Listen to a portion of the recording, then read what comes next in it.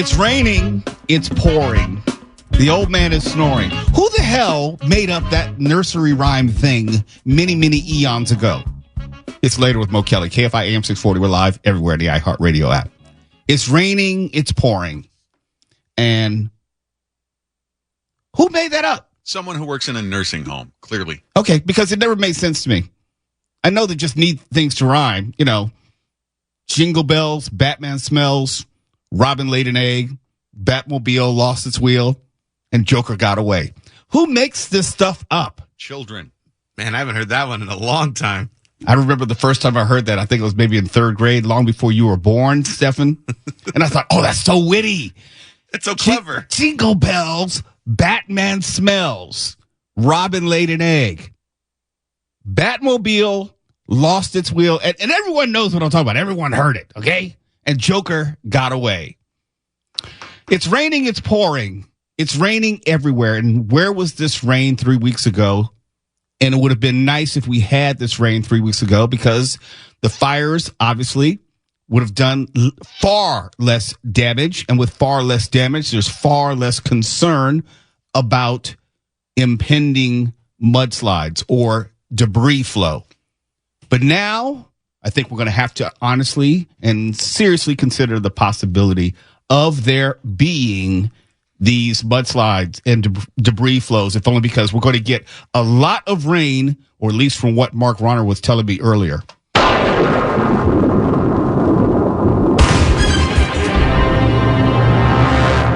well, there's the pause that refreshes. Why do you always got to make it sensual? But what was dirty about that? There's always an exhale. You're always the one who makes things dirty. I'm the newsman. I'm neutral. No one's going to acknowledge that lie. Go ahead. And we're off.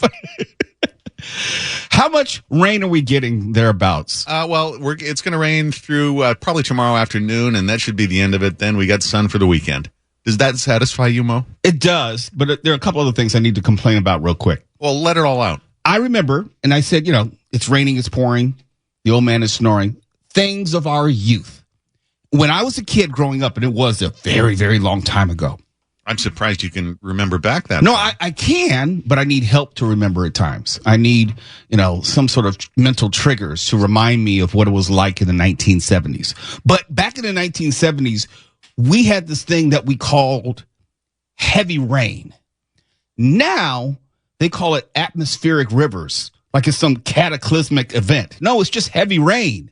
Yeah, that sounds like something that Irish people in sparkly spandex would be dancing to. I'm not interested in atmospheric rivers. That is a very oddly specific reference. Yeah, it's not kind of like a river dance type thing. Yeah, I guess so. Yeah. We need Michael Flatley delivering all the news on atmospheric rivers. When you say atmospheric rivers, I'm thinking like there is a wall of water flowing horizontally above my head. Yeah, climate change doesn't work quite that fast. Atmospheric rivers. No, heavy rain would be sufficient. And in addition to the heavy rain, we now have a health advisory from the LA County Department of Public Health. Remember how I would tell you, and it was me, there's no one else. I would tell you whenever there was a health advisory relating to the beaches. And I said, this is really ridiculous. They say 100 yards up and 100 yards down. If you're from such and such location, that's where it's dangerous. Why don't you just say the whole freaking beach? Because dirty water, fecal water is going to go wherever it wants. Why are you trying to limit it as far as where it supposedly is going to be? Somebody has been listening to this show from the LA County Department of Public Health. No. With the rainstorms affecting Southern California this week, the Los Angeles County Department of Public Health is advising everyone to avoid all water contact on local beaches. Didn't specify this beach, not that beach, not this water tower, not this lifeguard station. They said everyone, everywhere, no contact. Do not go in the water. Do not try to sunbathe next to the water. Don't get anywhere near the water. They have been listening to this show. Well, we'll know that they've taken you at your word when they adopt Mr. Hanky as their mascot. Stefan won't get that reference. He's not trying to help. Stefan doesn't know Mr. Hanky, the Christmas poo from South Park? Yeah, I know that. There we go. Well, you didn't acknowledge it. Well, He's always checked out these days. He's I'm working. I love it. So we can now count as a notch on our belt. LA Metro, we know they listen. And now the LA County Department of Public Health, we know that they listen. They're coming around very slowly.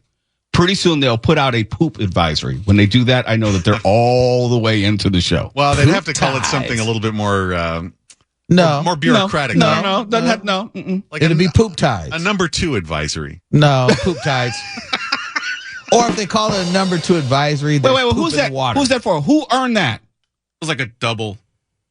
A number double 2. poop? I like the poop tide and the number 2 advisory. It was a number 2. It was or a deuce. number 2. A deuce. Okay. Okay. Stefan dropped a deuce on us. Thank you for that. There you go.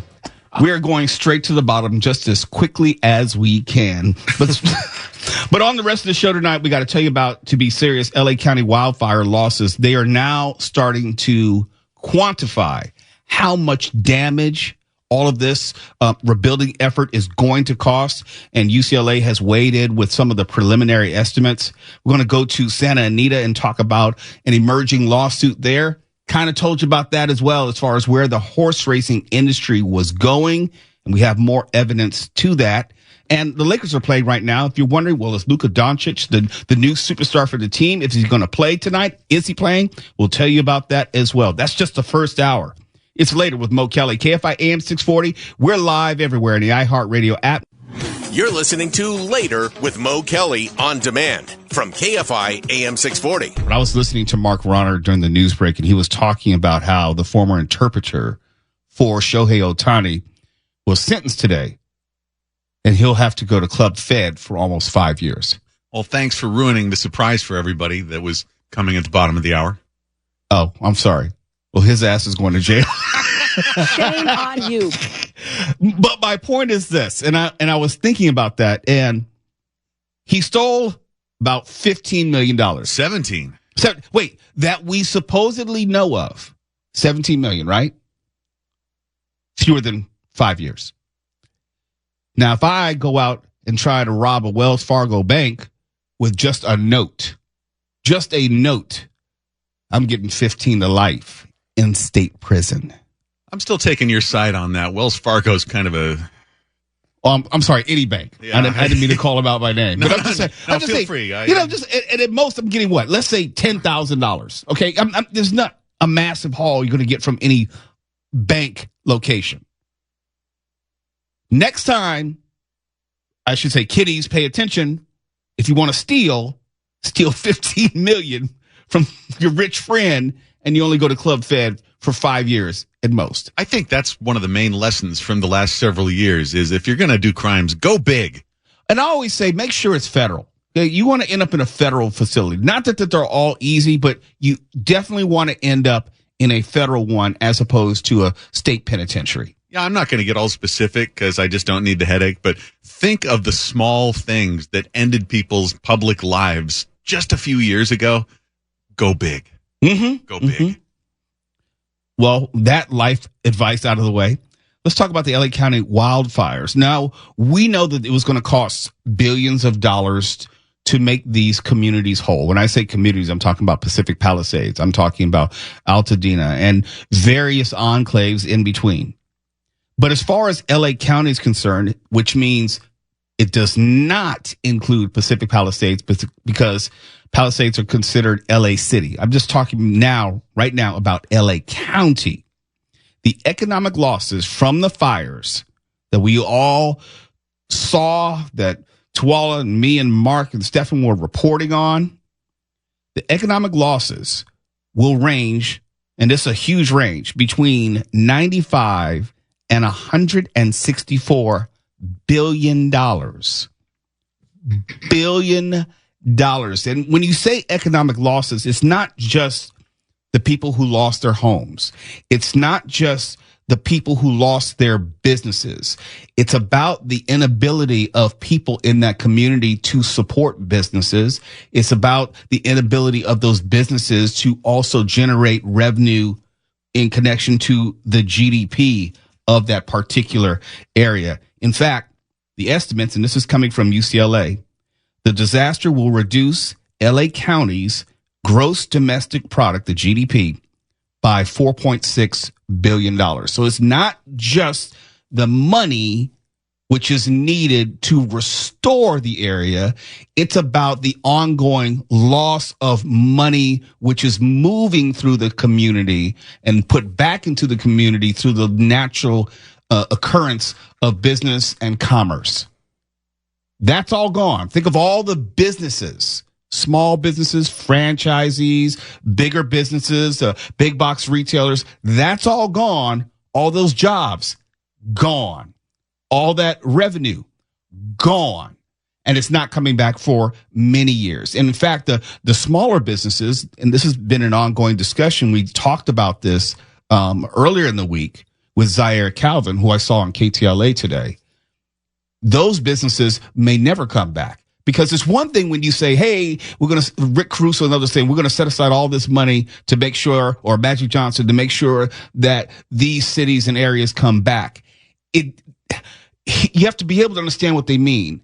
Just because you get a new Starbucks, just because you get a new, TGI Fridays or a movie theater, that's only half of the issue. You're still displacing, or the people who were originally there are still displaced. Those businesses which were there may not ever come back. So just replacing it with a new business or a different business, that doesn't help the people necessarily who were there, who lost everything, including their businesses. So this is a multifaceted issue. There's the money of just restoring the people and the businesses which were there, but you will not be able to restore the lack of commerce in between now and the end of that restoration period. The toughest part for me looking at this estimate, even on if we just go in the middle, 100 billion from 90 to 164, let's just say 100 billion in losses. They're talking about in losses. This is what's lost. This does not focus on what is not being measured as far as what's going back in to restore. There are so many people that I talk to who are now realizing that the insurance that goes towards displacement has a limit. And after your 2-month stay in a hotel runs out, then it's kind of like, well, where do you go? Where do you go then? Including not only where do you go to live, but maybe you lost your job because your job is no longer there. No longer there. This is bigger than just the businesses in Altadena or the Palisades that may have burned down. This is about people who no longer have the finances, no longer have the spare capital to go shopping anywhere. Period. This trickles down on so many different levels. So with these are rough estimates. What I swear I am not seeing anything anywhere that says the state of California recognizes these losses, and the state of California, because I promise you this, and I can tell you for a fact, the insurance companies are doing everything they can to duck and dodge. I know this for a fact because it is happening to me personally. They're ducking and dodging and switching from one case manager to the other, and then coming back and saying things like, Mr. Sharp, well, we can give you $1,000 to clean your clothing. You can take it to the cleaners and clean. I'm like, you SOB, are you serious right now? So this was happening with the insurance companies. I often make mention of Hurricane Katrina and New Orleans because there's a comparison point. The money may not be the same, if only because of inflation, but there are some similarities. And the UCLA economist's highest estimate, the $165 billion, that is equivalent to more than 3 times the LA County's annual budget. That gives you some context and perspective of how large this number is. 3 years of LA County's budget still wouldn't be enough for an economic recovery. Okay, this is just to bring it back to where you were. Not including what you lost in the intervening time. Yes. Now here's something else. This disaster would only be second to Hurricane Katrina. Remember, I was the one who was bringing up Katrina.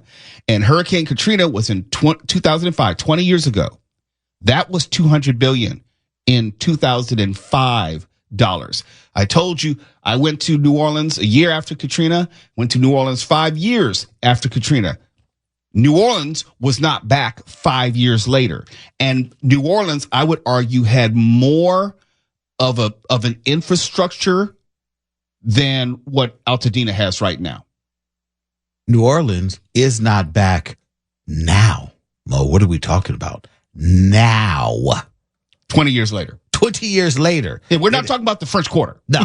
That area that was devastated is still, for the most part, devastated. I haven't been recently, but from what my friends in New Orleans have told me, that you can still see houses which were flooded and destroyed, and people just walked away. You still see the destroyed structures, the skeletons, the frameworks. You can still see that. It's almost like the city is putting it up there or keeping it up there as a shrine or something.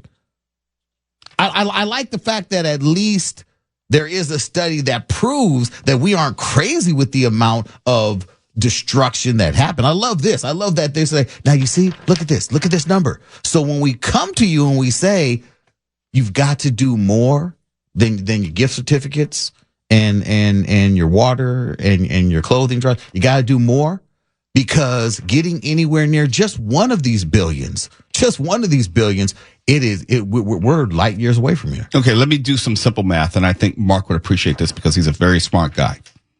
I don't like the way you're setting this up. No. I mean this sincerely and seriously. Mark, did you know that a billion is 1,000 millions? 1,000 millions for just 1 billion. And we're talking about, at the upper range, 164 billion. It's a hard number to conceptualize. And it's hard to conceptualize this community ever coming back. It's Later with Mo Kelly, KFI AM 640. We're live everywhere in the iHeartRadio app. And when we come back, we're going to talk about Santa Anita. And for me, it's indicative of the larger conversation about horse racing. I've long said, even though I've loved horse racing, that particular industry does not have long. I'll tell you why once again when we come back. There's a new lawsuit. You're listening to Later with Mo Kelly on demand from KFI AM 640. Santa Anita is back in the news. And if you don't know, I grew up going to Santa Anita routinely, and Hollywood Park when they had horse racing there. Less so to Del Mar or Los Alamitos. My dad would take me. He didn't care too much for the quarter horses or harness racing, but he loved Santa Anita and Hollywood Park. I remember him teaching me how to read a racing form. So understand, when I'm talking about Santa Anita or the larger horse racing industry, I'm saying it as someone who grew up in that environment, someone who loved going to the horse races, someone who understands the history and the cultural relevance of horse racing, at least here in Southern California, and also against the larger backdrop of gambling, how that has evolved in Southern California, especially with big sports and big business. We were just talking about Shohei Ohtani's former interpreter who's going away for about 5 years or so. Sports gambling and betting is something that we've covered here on Later with Mo Kelly all the time. So I understand this issue very well and how it relates to different facets of culture, business, history in Southern California. But Santa Anita Racetrack presently is being sued by its former publicity director, who claims that he was fired because, according to him, he refused to lie about alleged mismanagement amid a spike in horse deaths in the winter of 2019, which we reported on here. We talked about that extensively, about the number of horses which were dying consistently, almost a daily occurrence. I mean, it got to the point where you're almost surprised that a horse didn't also die at Santa Anita or some other park in Southern California. His name is Mike Willman, and he was fired in March after working for Santa Anita for 19 years. I think it's fair to say he knows a little something about Santa Anita. I can't speak to the merits of his lawsuit, but I can say if you've been at Santa Anita for 19 years, you probably have seen some things. But in the lawsuit, Willman contends that he was given a false reason involving his use of inappropriate language to an employee. The suit says Willman resisted other executives' attempts to put out false narratives to deflect responsibility for the horse deaths away from, quote unquote, surface issues, soils, extreme weather, and management of same, and instead blaming trainers. For me personally, it doesn't matter the cause for the horse deaths. I've long contended that horse racing, as it's presently conceived, is unsustainable in a post-Ringling Brothers, Barnum and Bailey circus world, in a post-Marineland and Sea world as they were originally conceived world. Our relationship with entertainment and animals has changed. In a world which is post-Michael Vick and his dogfighting ring, we are, as a society, far more sensitive to the idea of using animals for entertainment or sports betting. Now, if you go to the southeastern portion of the United States, depending on how old you are, I don't know if, Mark, if you ever had a chance to see a dog race like in Florida back in the day. Oh, God, no, and I wouldn't either. But that was the thing once upon a time.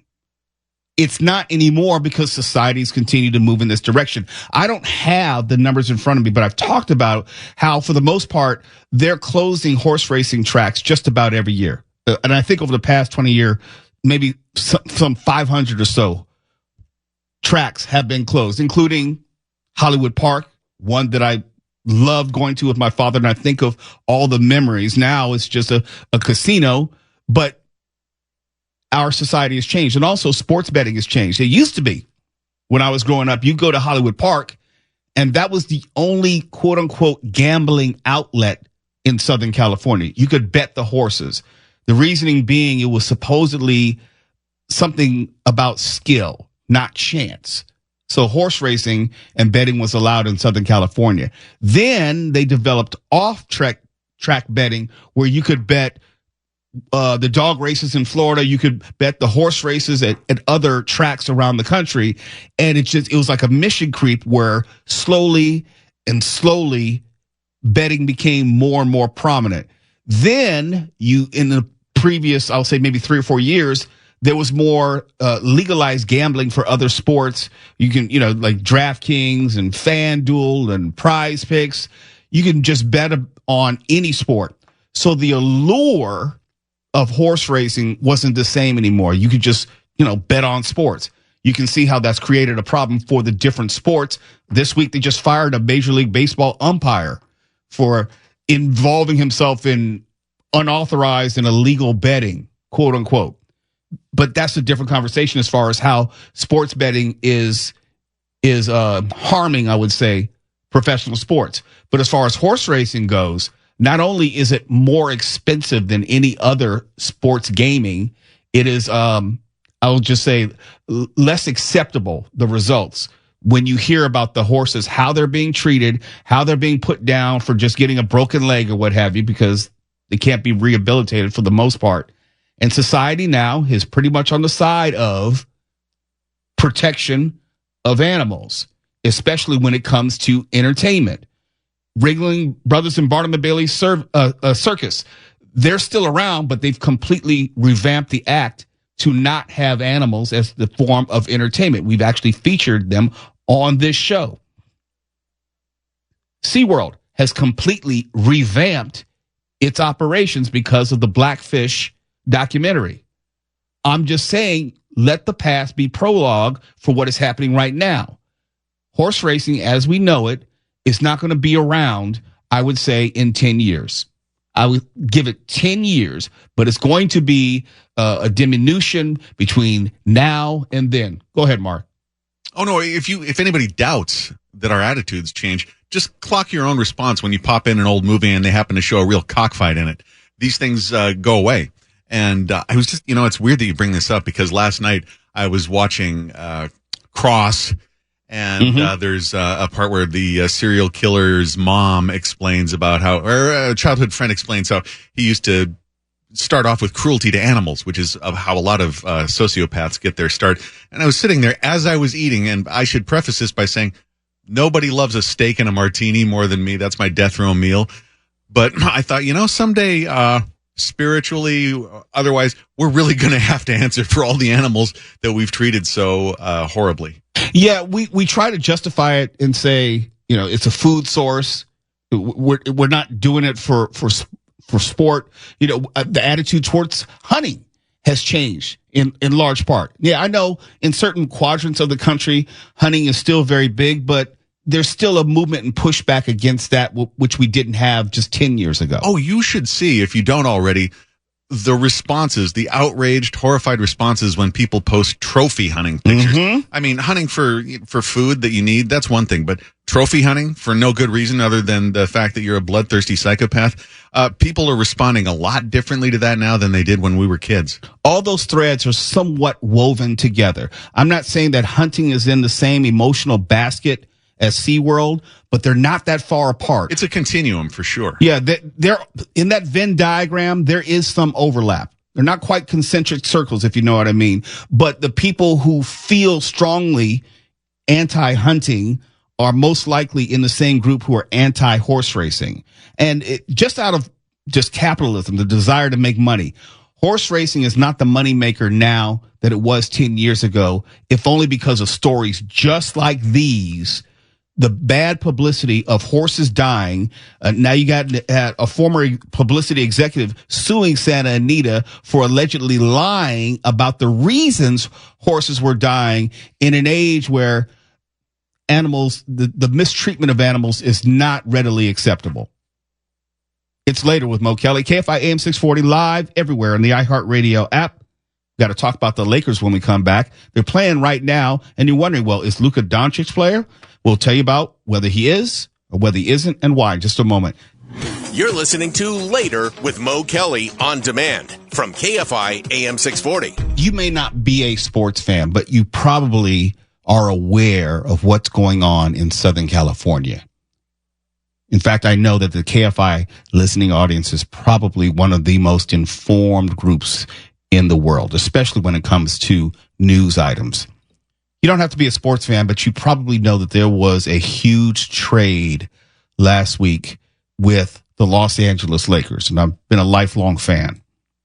The Lakers traded their center, Anthony Davis, who's 31 years old, but has had some injury difficulties, and received arguably one of the top 3 players in the league in Luka Dončić, who was the star for the Dallas Mavericks. And just about nobody in the league, players or personnel, saw the trade coming. It is one of the most shocking trades ever. It was so shocking, just for an example. My mother texted me today, and she's probably been a Laker fan longer than me. And she's not going to appreciate me telling this, but just for reference point, she had her 84th birthday last month in January. Okay? She texts me with all sorts of profanity, mind you, because she's a vulgar individual, saying something to the effect of, how in the F did the effing Lakers get effing Luka? And I'm thinking like, well, at least you're paying attention to the Lakers. And I gave her my answer. It's like, look, no one saw this coming. It's one of the biggest trades ever. And my mother is someone who knows enough about basketball to remember when the Lakers got Kareem Abdul-Jabbar for a Happy Meal and one other player named Brian Winters.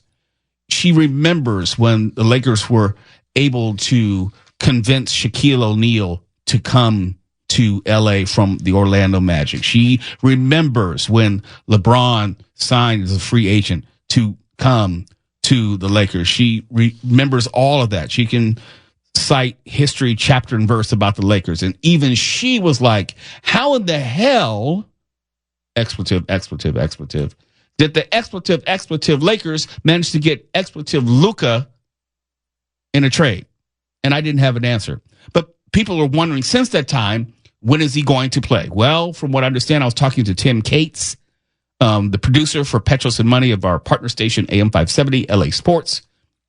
that Luka's not playing tonight. The Lakers are right now playing the Golden State Warriors, and they're kicking the Warriors in the teeth right about now. They're up by 21 points in the second quarter. But the point is, people are wondering and waiting. I know that ESPN had changed some of their scheduled featured games over the weekend. I think the Lakers are supposed to play Saturday, and it's unclear whether Luka Dončić would be playing Saturday or Monday. My sources, the people that I know who are closer to the NBA than I am, say that he's going to debut in a Laker uniform on Monday, but it could be as early as Saturday.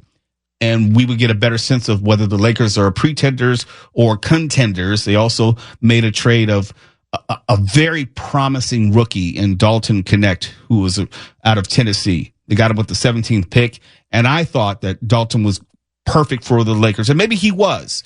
He was going to be an outstanding player in the NBA, but the Lakers need a center right now. They don't necessarily need a shooting guard because they got Luka Dončić, who's going to average 20, 10, and 8 probably for the rest of the season. So it's bittersweet for me because I wanted to see that particular rookie turn into something special, and I think he will long term. But I'm pretty excited about what the Lakers have right now, and they have a chance to make a run in the playoffs and bring the glory back to Los Angeles. And then I can stick my finger in the eye of Michael Crozier, who's a Clippers fan, and talk best about all the Clippers fans here. And I miss you and Tawala talking trash to each other about sports. I really enjoyed that.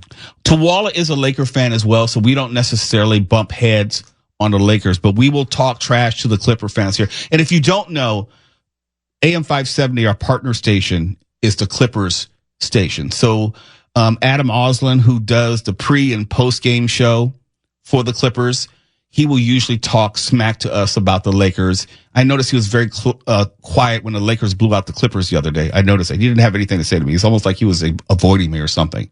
I almost took it personally. Who would avoid you? I have no stake in it whatsoever because I don't really care about those sports. But sports. Well, the stuff I like is fights, sociopathic stuff like that.